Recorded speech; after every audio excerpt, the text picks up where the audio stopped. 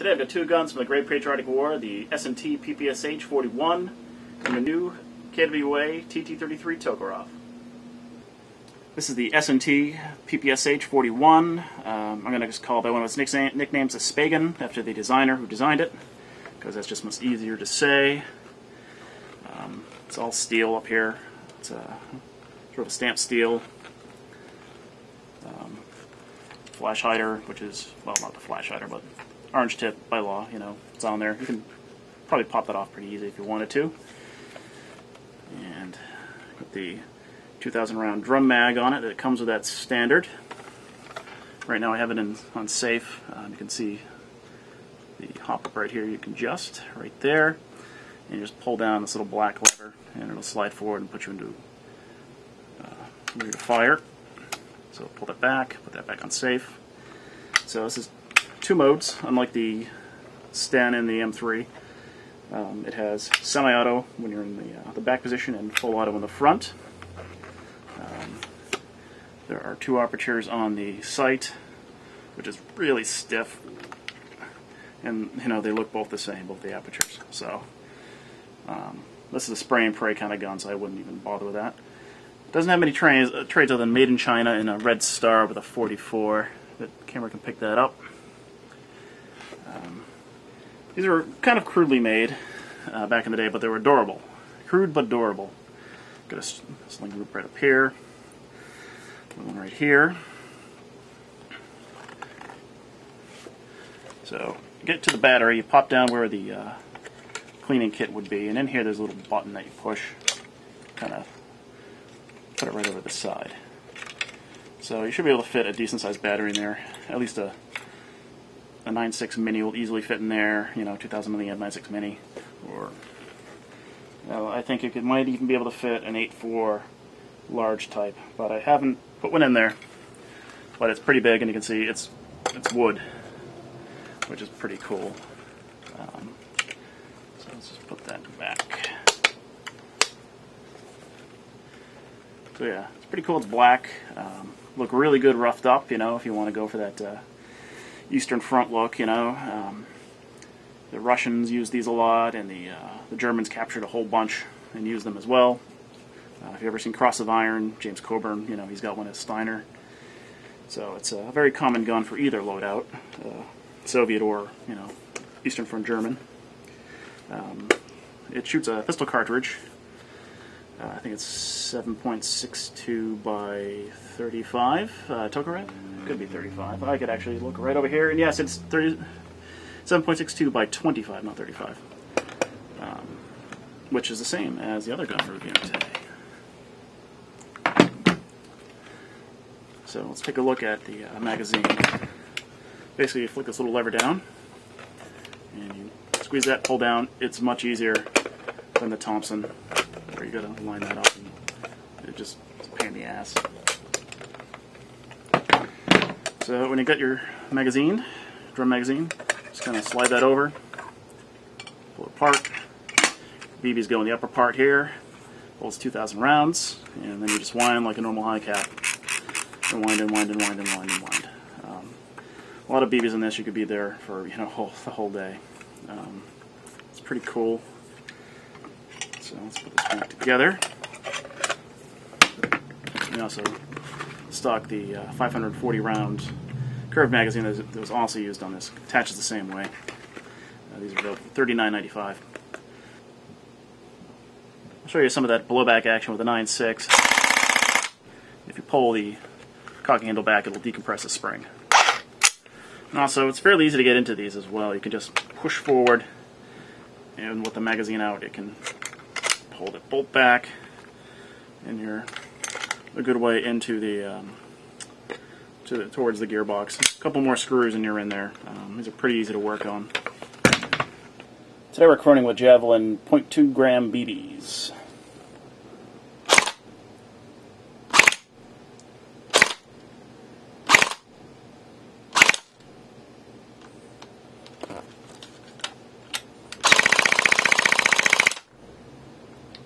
This is on a 9.6, so it's roughly 360 FPS at 893 rounds per minute. This is the new KWA TT-33 Tokarev pistol. The Soviets replaced their old revolvers and a Ghent revolver with this back in World War II. It's got some trades on it. It's just KWA in Taiwan, but up here it has some writing, serial number and whatnot. Also has the star and CCP in there, which is seen on some of the real pistols. Differs a lot from the your typical European pistols, as it's got the bullet release up there, sort of like a 1911, where a lot of them had it on the heel, like your I think the Browning High Power and the P38 and the Luger and all that had it on the heel. Trigger feels kind of squidgy. Not the best feeling trigger in the world, but sort of weird. Can't really explain it.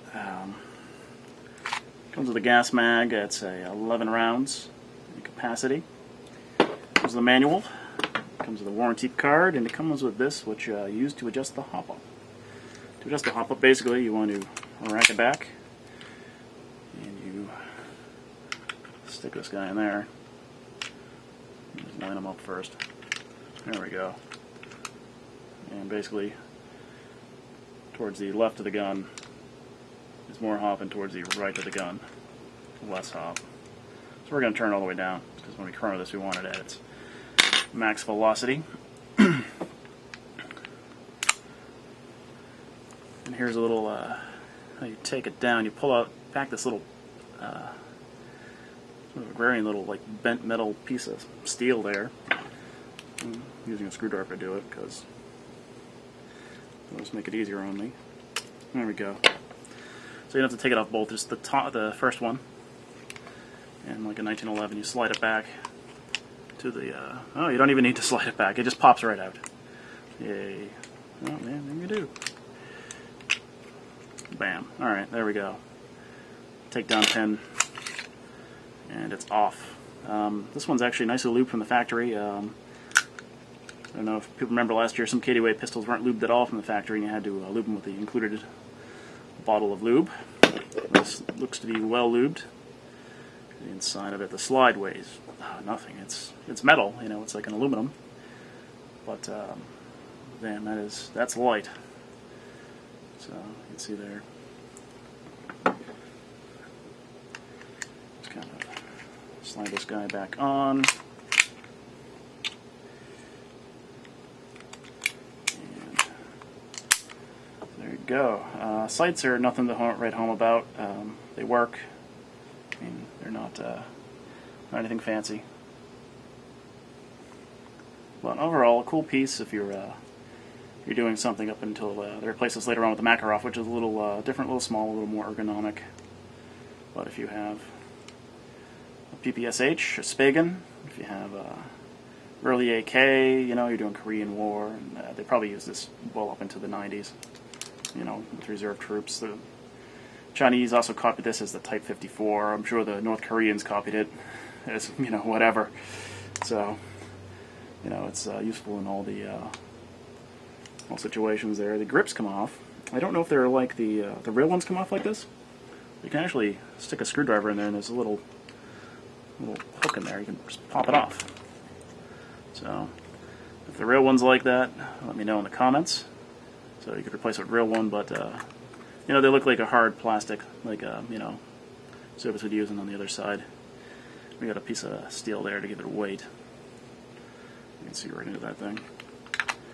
So I'll just put that back together. So, right here, lanyard, always handy. You don't want to lose your pistol out in the field, it sucks. So yeah, the new TT-33 from KWA. Some pointers on these KWA magazines, they all lock back when you pull the follower back. Makes it easy to load BBs in. You don't want to overload these. Just pretty much count to 11 and they're good. I'm not going to put 11 in. But actually I did put 11 in. But once you're in there, just press the button and it'll go forward. You don't want to do that without BBs in there, because you can either break your follower or you can break the feeding lips. So it's about 80 degrees in here. Filled this about 10 minutes ago, this magazine. So here's the Tokarev from KWA.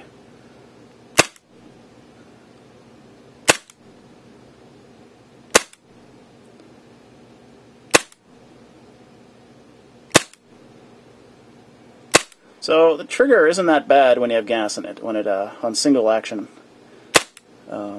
It's mushy, it's sort of slidey compared to your 1911 triggers and your M9 triggers and SIG triggers. It's just different. But if you kind of put your finger near the top of the pole, it's not that bad. And this is pretty damn consistent in the 330s.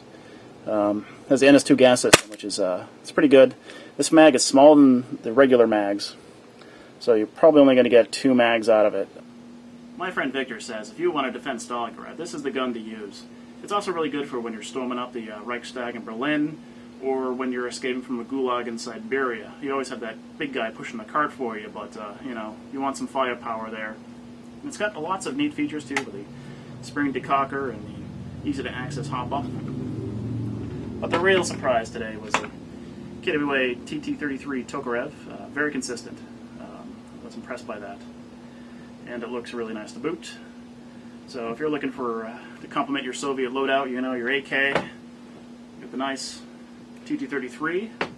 And if you're looking for a World War II era up until even modern times, you know, there's people using these in Africa and you know, out in the lower Southeast Asia with these things just kind of hanging around because they don't die, they don't rust, you know. Well, they do rust a little bit, but you know, these things are durable. They're built like tanks. You think the AK is durable? This gun is, you know, it's the AK's daddy. You could actually buy them both and have the perfect World War II reenactment for Soviets. As anyway, you can find them both here at Master Hobbies, 565 Main Street in Cherry Valley, which is Leicester, Massachusetts. For a limited time, we're giving out patches with any gun purchase. We're running very low on patches, so get them while they're hot, and I'll see you out in the battlefield.